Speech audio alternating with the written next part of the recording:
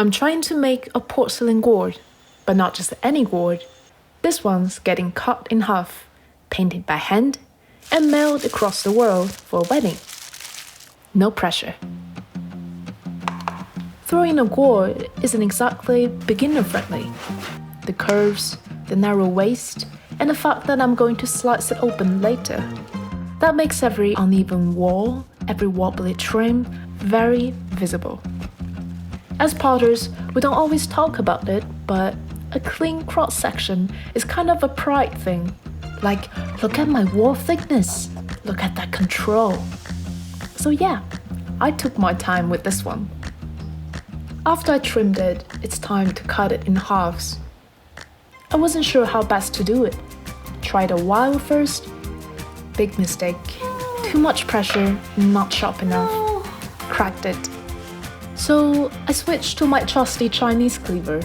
Carefully scored a line, then slowly pressed until the blade went through. That actually worked pretty well. The weight of the cleaver makes it easy to keep the line straight.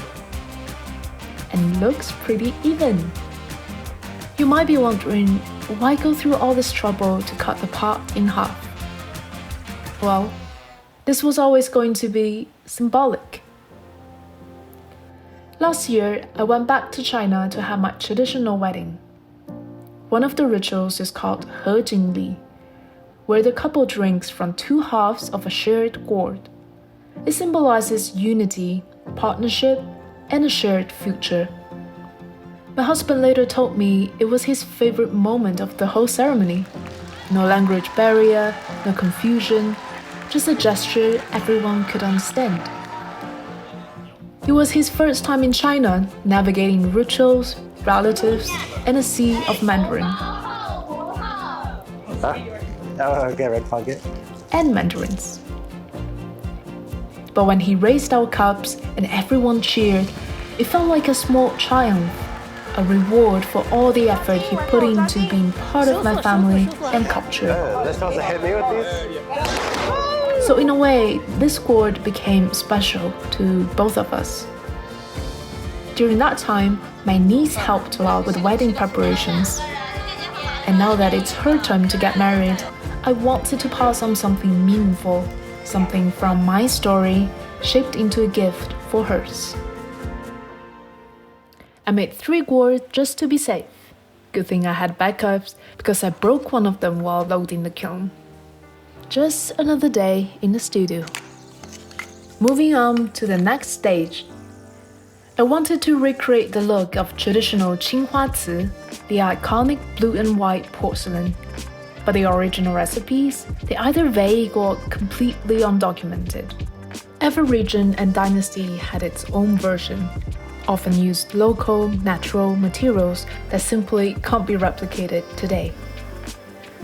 In modern China, the formulas used by manufacturers are closely guarded secrets, and most artists just buy pre-made Qinghua Liao rather than mixing their own from scratch.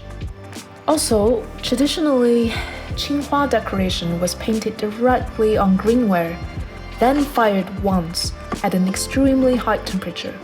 But I was working with modern materials, aiming for a similar look at Kiln 6. So I knew from the beginning, this was going to be a journey. One thing I did know, the blue comes from cobalt. I tested both on porcelain tiles using different percentages, painting 3 lines of varying thickness and dipping them in the same clear glaze. The initial results were promising. The blue came through. I also learned that higher percentages caused more bleeding and that the frit made the wash slightly more runny. I eventually settled on 3% cobalt carbonate as my base. Next, I wanted to improve the adhesion so the cobalt wouldn't run as much and the lines would stay crisp. I read that CMC powder could help with that. It's a modern substitute for taojiao, the natural binder sometimes used in traditional Qinghua mixtures. So I made 2 washes, one with CMC, one without, and tested them on bigger porcelain tiles using a more detailed design. Also a good time to practice my brushwork. Both worked. The version with CMC had slightly cleaner lines, but the surface became a little uneven at some parts. I was mostly happy with the result and felt ready to paint the real piece. The lily pattern I used comes from a Chinese painting my niece gave me as a wedding gift. In Chinese, lily is called 百合, which sounds like 100 years of harmony. It's a classic wedding wish and one of the reasons I chose to paint it on the gourd. I tried to recreate her painting on porcelain to the best of my ability. She's trained in fine art, I'm not. Trying to copy it made me slow down, look closer, and notice every choice she made. Most of her lines are done in one stroke. With just a shift in pressure or angle, she creates so many different shapes and textures. I felt clumsy, but also really happy to try. If it even vaguely resembles her original, I will be thrilled. Hopefully, she can at least tell it's lilies. And yes, I did say a prayer to the kiln god. Bribes may have been involved. Unfortunately, kiln god is probably not into dog toys. The glaze ran, everything melted together into a blur. There's no way you could tell what it was supposed to be. The cobalt wash and glaze combo worked fine on flat tile. Turns out that's because nothing had anywhere to go. But on the curved gourd, standing upright in the kiln, gravity did its thing, and it took the lilies with it. I was late for her wedding already, and I started spiraling. Maybe the clear glaze wasn't the right one for this kind of wash. Maybe the wash itself needed more magical additives. Maybe the firing schedule needed tweaking. Honestly, even with a couple more months of testing, I still might not crack the code. So I was really debating whether to send them out as they were and just explain my attempt. I didn't want to make it all about me or my ability and pride to get it right. But I really hoped she could have that moment of realization and recognize the pattern on her own. Like the gourd at our wedding, some gestures work best without translation or explanation. So I started over. I had one more idea. And maybe it would be just enough to get the message across. I thinned the cobalt wash even more. Less cobalt, less chance of it running. Lower the glaze-specific gravity too, so it'd go on thinner and stay put. Skip the CMC, it wasn't doing much besides making things goopy. And this time, I fired the gourd flat to reduce runoff and made one version with no glaze on the painted side.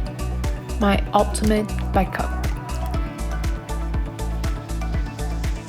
The glaze didn't run this time, at least not like before. You can still see some diffusion on the sides, but you can tell it's a flower. The unglazed one actually turned out even better. The color's a little different, less classic Qinghua, a bit of greenish undertone. But each stroke is clear, and I kinda love the bare porcelain look. That smooth matte finish has its own quiet charm. There's one more little surprise I hid inside the gourds. On the back of her painting, my niece had written, 圆婚后各种日常，皆为最美的欢喜. Travels and adventures have been a big part of our marriage. But if I really had to choose, it's the mundanes I cherish the most. The quiet company, the simple days spent comfortably together. So I carved her words into the inside of the gourd, returning her wish. And really, it's because I wholeheartedly agree. Finally, it's time to pack them up. My niece came to live with my parents and me for a little while when I was young. I've always wondered what it would have been like to have a sibling. Looking back, that time with her was probably the closest I've ever got, and I'm grateful I had a little taste of it.